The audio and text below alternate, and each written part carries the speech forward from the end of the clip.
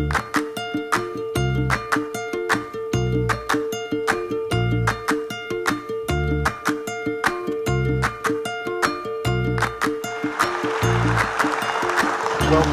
I'm Jonathan Friedland, and I know why you're all here, but I'll say a word or two of introduction about our guest. He is Britain's most acclaimed, and I would say in some ways most loved writer. Join me in welcoming Ian McEwan. I thought it was very interesting. He delved with a real perception about his own writing, which was fascinating.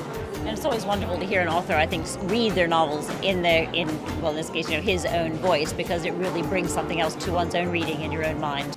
London, Trinity term 1 week old, implacable June weather.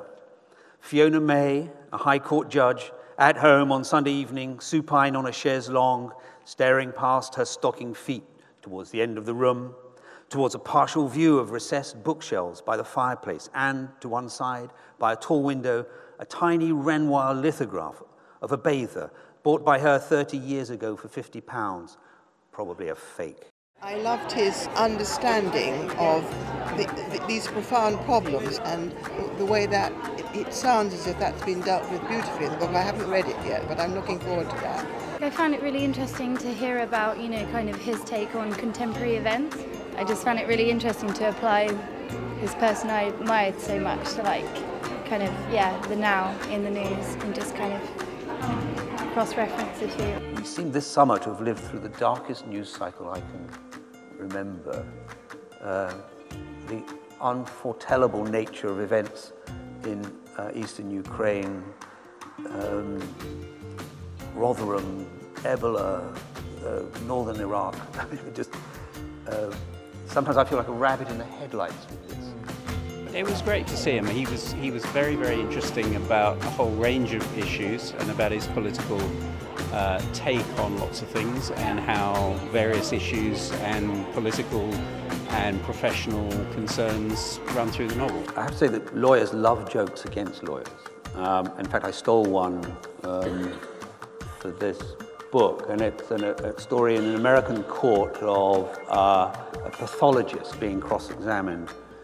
And the cross-examiner says to the pathologist, "How did you know that the victim was dead?" And the pathologist says, "Well, because his brain was in a jar on my desk." And the cross-examiner says, "Yes, but can you be really sure he was dead?" And the pathologist says, "Well, I guess he could have been practicing law somewhere." It was nice to hear about his next work, that he's doing the screenplay he talked about on the neurology. So it's always nice to know what the author's going to do next. I was interested in the kind of neurological screenplay he was talking about because I'm going to do neurology for my dissertation. I'm going to push my luck just because we have so many McEwan fans here. Can you tell us anything about what's coming after The Children Act? I'm going to rewrite a screenplay. It sounds a bit dull, but in 1991, I wrote a neuroscience thriller. And in the screenplay, we talked about the forms of deep brain penetration and stimulation that's now coming true. So I want to revive it, see if it can be brought in line with where we are now. We are sadly out of time. There are signed copies of The Children Act, which I don't need to persuade you, it is really a wonderful novel and you're going to enjoy it, hugely those of you who have not yet read it. It only remains for me to join all of you, I'm sure, in thanking our guest who shared so much time and insight with us, Ian McEwan.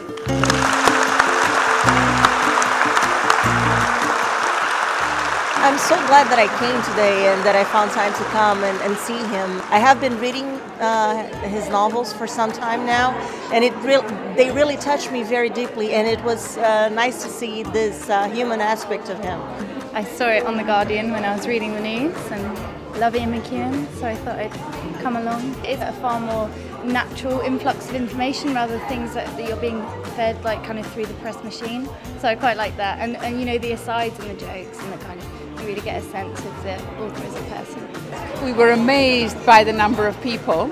I hadn't seen Ian McEwan in the flesh before, He came over as a sympathetic person whose ideas coincided with some of ours, I think. Most definitely, yes. yes. And Jill, did you enjoy it?